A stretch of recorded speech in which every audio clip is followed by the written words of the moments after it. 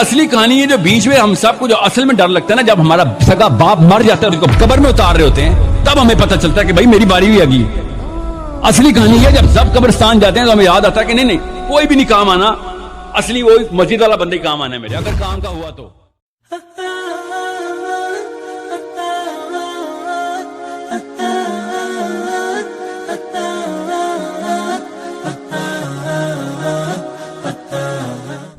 ایمان نہیں ہے، یا قرآن جھوٹا ہے یا ہم میں ایمان نہیں۔ قرآن کہتا ہے انتم الاعلون ان کنتم مومنین، اگر تم مومن ہوگے تم ہی سربلند رہو گے۔ ہم تو سربلند نہیں ہیں، تو کیا کہیں گے قرآن جھوٹا؟ ایمان نہیں ہے۔ ہمیں موروثی عقائد مل گئے ہیں اپنے والدین سے، ہم by birth accident of birth مسلمان ہو گئے ہیں، ہم نے اسلام کی کوئی قیمت نہیں دی ہے، اسلام کو کوئی تکلیف جھیل کر اپنے لیے اختیار نہیں کیا ہے۔ پہلا مرحلہ ہے یا ایھا الذین آمنوا آمنوا باللہ ورسولہ والکتاب الذی نزل علی رسولہ، اے ایمان والو ایمان لاؤ۔ ایک درجے میں تو ایمان والے ہو کہ اقرار باللسان کر رہے ہو، آمنت باللہ کما ہوا باسمائہ وصفاتہ وقبلت جمیع احکامہ، اقرار باللسان وتصدیق بالقلب۔ آمنت باللہ وملائکتہ وکتبہ ورسلہ والقدر خیرہ وشرہ من اللہ تعالی والبعث بعد الموت، لیکن یہ اقرار باللسان ہے، کبھی ذرا دلوں میں جھانکو، تصدیق بالقلب ہے۔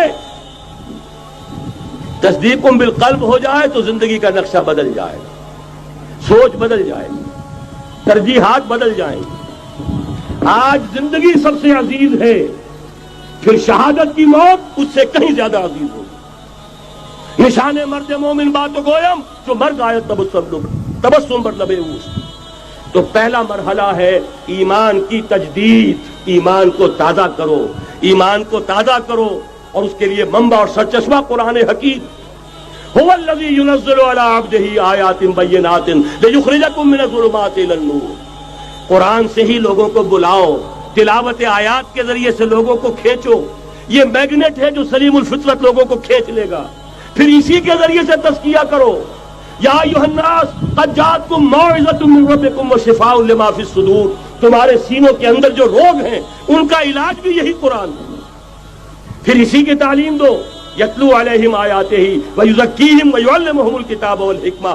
یہ پہلا میں ریکویسٹ کروں گا کہ قرآن کو جب آگ لگائی گئی تو آپ کو تو بڑا اشتعال آیا ہے، لیکن جو کچھ آپ قرآن کے ساتھ کر رہے ہیں، یہ کتاب زندگی تھی، کتاب ہدایت تھی، انہوں نے آگ لگائی ہے، آپ نے آگ لگائے بغیر اس کتاب کے اوپر پابندی لگا دی ہے، اسے جزدان میں لپیٹ کے سب سے اونچی جگہ پہ رکھا ہوا ہے جہاں سے کوئی غلطی سے بھی نہ اٹھا لے۔ اپنی بچیوں کی رخصتی کے لیے بچوں کو نیچے سے گزارنے اور پیپر دینے کے لیے بچوں کو جانے کا یہ ذریعہ بنایا ہوا ہے، اس سے زیادہ آپ قرآن کو اہمیت نہیں دیتے۔ تو شامت تو آپ کی بھی آنی ہے، قرآن کی بے حرمتی تو آپ نے بھی کی ہوئی ہے۔ وہ لوگ جو پوری زندگی قرآن کھول کے نہیں پڑھتے ترجمے کے ساتھ کہ اللہ نے ہم سے کیا ڈیمانڈ کی ہے، وہ لوگ مر جاتے ہیں تو ان کی میت پہ بیٹھ کے لوگ قرآن پڑھ رہے ہوتے ہیں ان کو ثواب پہنچانے کے لیے۔ تو کیا ثواب پہنچنا ہے ان کو خود ہی سمجھ لیں، جس نے خود اپنی زندگی میں اللہ کو سیریس نہیں لیا۔ سورۃ الفرقان کی آیت نمبر 30 ہے، 30 قرآن حکیم میں سخت ترین آیات میں سے ہے، پارہ نمبر 19 کے پہلے پیج پہ۔ وقال الرسول یا رب ان قوم اتخذوا هذا القرآن مہجورا۔ نبی صلی اللہ علیہ وآلہ وسلم شکایت کریں گے کہ اے اللہ میری امت نے قرآن کو پیٹھ کے پیچھے ڈال دیا۔ ہمیں تو بتایا گیا نبی علیہ السلام شفاعت کریں گے، انشاءاللہ ضرور کریں گے، لیکن شکایت بھی تو لگائیں گے، اور جب شکایت لگے گی پھر شفاعت کی انٹینسٹی کیا رہ جائے گی، اس کو بھی سوچنے کی ضرورت ہے۔ نبی علیہ السلام پوری زندگی قرآن قرآن قرآن قرآن۔ سورہ آل عمران کی آیت نمبر 103 ہے، وَاعْتَصِمُوا بِحَبْلِ اللَّهِ جَمِيعًا وَلَا تَفَرَّقُوا۔ اللہ کی رسی یعنی قرآن، وہ غدیر خم کی حدیث ہے صحیح مسلم میں، انٹرنیشنل نمبر کے مطابق 6225 سے 6228 تک، اللہ کی رسی اس کتاب کو کہا گیا، مضبوطی سے پکڑ لو اور فرقہ واریت میں مت پڑھو۔ مطلب یہ ہے کہ بائنڈنگ فورس امت کے لیے فرقہ واریت سے نجات کے لیے قرآن ہے، تبھی کہا گیا نا کہ اللہ کی رسی کو پکڑو۔ بائنڈنگ فورس ہوگی تو پھر آپ علیحدہ نہیں ہوں گے نا۔ اور اس کو وائس ورثہ بھی کر لیں کہ جو اللہ کی کتاب کو چھوڑے گا وہ لازمی فرقہ واریت میں پڑ جائے گا، اینڈ وائس ورسا۔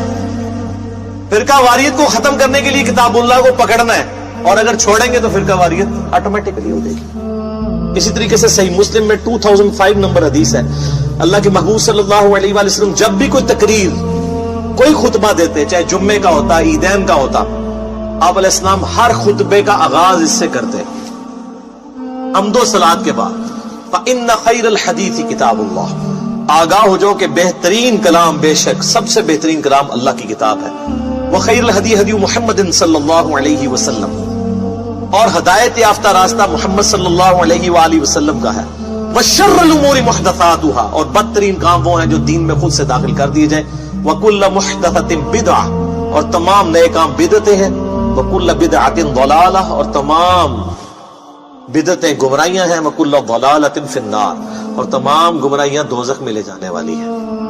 یہ صحیح مسلم میں بھی، سنن نسائی میں بھی، ابو داؤد ترمذی ابن ماجہ میں بھی سکیٹرڈ فارم میں یہ سارے خطبے موجود ہیں۔ تو نبی علیہ السلام پوری زندگی جس کتاب کو ایمفسائز کرتے رہے، اس کتاب کو آگ لگانے پر کافر پر تو غصہ ہے، جو آپ نے انٹلیکچوئل آگ اس کتاب کو لگا رکھی ہے، فزیکل آگ نہیں لگائی ہوئی، لیکن اینڈ ریزلٹ یہ ہے کہ انہوں نے بھی کتاب اللہ کی توہین کی، آپ نے توہین اس حوالے سے کر دی کہ قرآن کے اوپر عمل ہی نہیں کیا، قرآن کو جزدان میں لپیٹ کے رکھ دیا، اس کا ترجمہ ہی نہیں پڑھا۔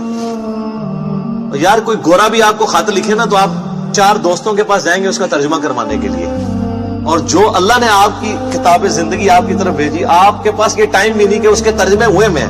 اگر آپ بریلوی ہیں احمد بریلوی صاحب کا ترجمہ پڑھ لیں، اگر دیوبندی ہیں اشرف علی تھانوی صاحب کا پڑھ لیں، اگر اہل حدیث ہیں تو جونا گڑھی صاحب کا پڑھ لیں، اگر آپ اہل تشیع ہیں تو سید فرمان علی شاہ صاحب کا پڑھ لیں، اگر آپ بالکل سادہ مسلمان ہیں، کسی کا نہیں پڑھنا چاہتے، نیوٹرل بندوں کا، تو آپ مولانا مودودی کا پڑھ لیں، اور اسی طریقے سے فتح محمد جلندری کا پڑھ لیں، وہ پڑھو صحیح، روند نہ مارو۔ تو قرآن کو انہوں نے آگ لگائی بھی ہے، اور آپ نے آگ لگائے بغیر قرآن بین کیا ہوا ہے، اور اس سے بڑھ کر یہ کہ انڈیا پاکستان بنگلہ دیش کا مولوی کہتا ہے قرآن ڈائریکٹ نہ پڑھنا گمراہ ہو جاؤ گے۔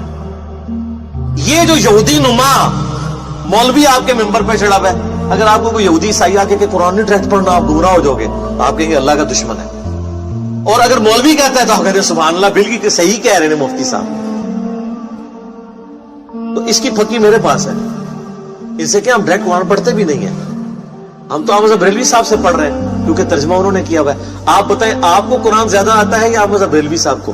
تو کون سا بریلویوں کا مفتی ہے جو کہے گا مجھے زیادہ آتا ہے؟ تو انہوں نے اردو میں کیا، اور اردو میری مدر ٹنگ ہے، جس طرح صحابہ کرام کی مدر ٹنگ تھی عربی، ان کو کسی سے ترجمہ نہیں کرانا پڑتا تھا، زیادہ تر صحابہ بالکل امی تھے، ان پڑھ تھے، لیکن ان کی زبان تھی، ان کو سمجھ آتی تھی۔ اب اردو تو ہماری اپنی زبان ہے نا، اردو سیکھنے کے لیے تو ہمیں کسی مولوی کے پاس جانے کی ضرورت نہیں ہے، اور اگر مولوی کے پاس جانا ہے تو سب سے بڑے مولوی نے ترجمہ کر دیا احمد بریلوی صاحب۔ جو بندی سے پوچھیں کہ آپ کو زیادہ علم ہے یا اشرف تھانوی صاحب کو، تھانوی صاحب کو، تو ہم کہیں ہم تو ان سے پڑھتے ہیں، انہی کا ترجمہ ہے۔ اور یہ ترجمے انہوں نے کیا قرآن بیچنے کے لیے اور پیسے کمانے کے لیے لکھے تھے کہ عوام الناس کی بھلائی کے لیے؟ بھلائی کے لیے۔ تو سر اس بھلائی سے ہمیں نفع بھی نہیں آپ اٹھانے دیتے، کہتے ہیں علماء سے دور کرتے ہیں، اور سر ہم کہتے ہیں علماء سے جوڑیں، ہم ہی تو جوڑ رہے ہیں، دور نہیں کر رہے۔ ہاں جو سو کالڈ مولوی بنے ہوئے ہیں جو قرآن سے دور کرنا چاہتے ہیں، ہم کہتے ہیں ان سے بچیں، نقالوں سے ہوشیار رہیں۔ آج گورے کو قرآن کا ترجمہ انگریزی میں پڑھ کے ہدایت مل رہی ہے۔ 2007 میں کلنٹن پاکستان آئے، 2 دفعہ پریزیڈنٹ رہے ہیں امریکہ کے، میں نے خود جیو کے اوپر ان کی یہ ویڈیو دیکھی ہوئی ہے، یوٹیوب پہ بھی آپ کو امید ہے مل جائے گی۔ اسلام از دا فاسٹسٹ گروئنگ ریلیجن ان امریکہ۔ کیوں؟ وہاں کس حافظہ اللہ، کس رحمہ اللہ، کس آیات اللہ، کس دامت برکاتم عالیہ، کس مدہ ذلہ کی دعوت پہنچی ہوئی ہے۔ قرآن کا ترجمہ جب 2001 میں ٹوئنس ٹاور کے اٹیک کے بعد اسلام کو ملائن کیا گیا، لوگوں نے اسلام کو اسٹڈی کرنا شروع کیا، اسلام کی طرف مائل ہو گئے۔ اور بخاری مسلم میں حدیث ہے، نبی صلی اللہ علیہ وآلہ وسلم نے فرمایا اللہ تعالیٰ نے ہر نبی کو کوئی نہ کوئی معجزہ دیا تھا، اور مجھے اللہ نے وحی کا معجزہ دیا ہے۔ نبیوں پر ایمان لانے والے لوگوں کی تعداد ڈیپینڈ کرتی تھی اس نبی کو دیے گئے معجزے پر۔ مجھے اللہ نے وحی کا معجزہ دیا ہے، میں اللہ سے امید کرتا ہوں سب سے زیادہ متبعین قیامت والے دن جنت میں جانے والے میرے ہوں گے، کیونکہ میرا معجزہ سب سے بڑا ہے۔ اور بخاری مسلم میں حدیث ہے، آپ علیہ السلام فرمایا جنتیوں کا نصف उम्मत मुहम्मदिया से हैं सल्लल्लाहु अलैहि वसल्लम।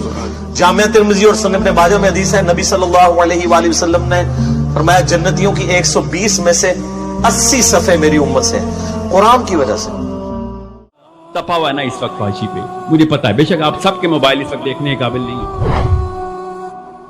मगर गुनाह को गुनाह समझ के छुपा के करते हैं, अपनी बहन बेटियों के सामने नहीं रखते कर। आपको पता है गुनाह, आइडेंटिटी की जो बिना है वो पड़ी हुई है, उसकी स्ट्रक्चर कोई बना नहीं रहा। नौकरियों में 2 नंबरी कर रहे होते हैं मगर दिल में बुरा जान रहे होते हैं कि यार सदका कर दूंगा, ज़कात कर दूंगा। हर एक को पता जरूर है कि ये क्या मामला चल रहा है। फिर छोटे मोटे वो जो ग्रीन टीके वाले मौलवी साहब हैं वो भी सुन लेते हैं हम कि नमाज पढ़ लिया करो बस। ग्रीन टी का मतलब पता ना, उनको बरेलवियों को नहीं कहा ग्रीन टी। ग्रीन टी का वो होता है जो हर चीज ठीक कर देता है, शुगर कोटेड इस्लाम। वो यूट्यूब पे बहुत हैं, बाहर अमेरिका में तो सबके सभी तकरीबन ग्रीन टी के वाले ही कि सब कुछ ठीक है, कोई गलत। नमाज पढ़ी थी, फजर पढ़ी थी, सुभान अल्लाह सुभान अल्लाह, यहां से उठ के यहां पे बता माशाल्लाह माशाल्लाह, आए ना बैठे, जैसे एहसान किया हमने सुबह फजर पढ़ के। ये वो हैं जो सफेद झंडा लहरा के पूरी उम्मत मुस्लिमा को कंफ्यूज करने वाले क्लरिक्स। खुदा की कसम नवाज शरीफ इमरान खान का कसूर नहीं है, खुदा की कसम नहीं है ना कसूर। कसूर उसका होता है जिसके पास असली किताब होती है। ये सारा का सारा कसूर जो है ना हमारी मस्जिदों से आया। जुम्मे के खुतबों में आइडेंटिटी क्लियर नहीं की जा रही हमारी। मैं आप सबको पता है यार, दीन सीखना होगा। मैं असद उमर के पास जाऊंगा पिंडी में, आप सबको ही पता है यार। मेरी बात हुई थी, उन्होंने पता है का वो अलहम्दु शरीफ वाली सूरत पहले पढ़ते हैं, सूरह फातिहा का नाम ही नहीं पता इनको। अलहम्दु शरीफ, सूरह इखलास का नाम क्या है? कुल हु अल्लाह, सूरह कुल हु अल्लाह। नहीं कुल शरीफ, सूरह कुल हु अल्लाह, सूरह अल्हम्दुलिल्लाह। ये दीन सिखाएंगे, मुझे ही पता है, मैं दीन सीखने इनके पास नहीं जाऊंगा। हम सबको पता है इस बात का। इस बारे में ना मैं कंफ्यूज हूं ना आप कंफ्यूज है कि सर जिस तरह हम सलमान खान को फिल्म देखने के लिए रखते हैं, आपको सियासत के लिए रखा है हमने। हम सबको पता है इस बात का। असली कहानी है जो बीच में हम सबको जो असल में डर लगता है ना, जब हमारा सगा बाप मर जाता है और उनको कब्र में उतार रहे होते हैं, तब हमें पता चलता है कि भाई मेरी बारी भी आ गई। असली कहानी है जब सब कब्रिस्तान जाते हैं तो हमें याद आता है कि नहीं कोई भी नहीं काम आना, असली वो मस्जिद वाला बंदे काम आना है मेरे, अगर काम का हुआ तो। हम सबको पता है इस बात का। मैं अपने अभी फर्द की बात कर रहा हूं। आपके मोहल्ले में ना 2 या 3 बदमाश बंदूकें लेके घुस जाएं, हम सबको पता चल जाता है कि शरीफ मोमिन से किसी के बाप को भी डर नहीं लगता। ये जो सफेद टीके वाले ग्रीन टीके वाले जो है ना, इनसे इनके फॉलोअर से किसी भी शर पसंद को डर नहीं लगेगा। डर उसी से लगेगा कि जिसने मसल बनाया होगा इस्लाम का कि तू मेरे सामने चोरी करके तो दिखा, तो कोई लड़की पकड़ रहा मेरे सामने, तुझे पता चले कि मुसलमान के सामने गुनाह करने का मतलब क्या होता है। हमारे क्या होते हैं हमारे सामने गुनाह कर, जैसे कोई लड़की कोई अगवा करा होगा,